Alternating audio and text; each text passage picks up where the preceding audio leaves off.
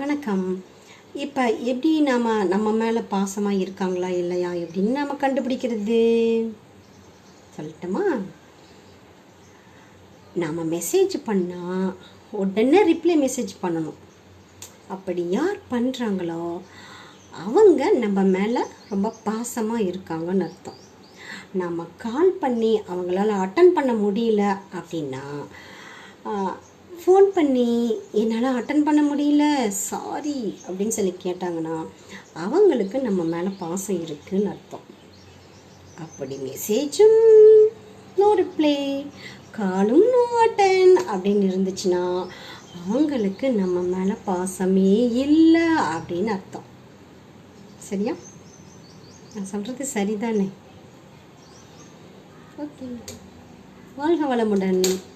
உங்கள் ராஜி.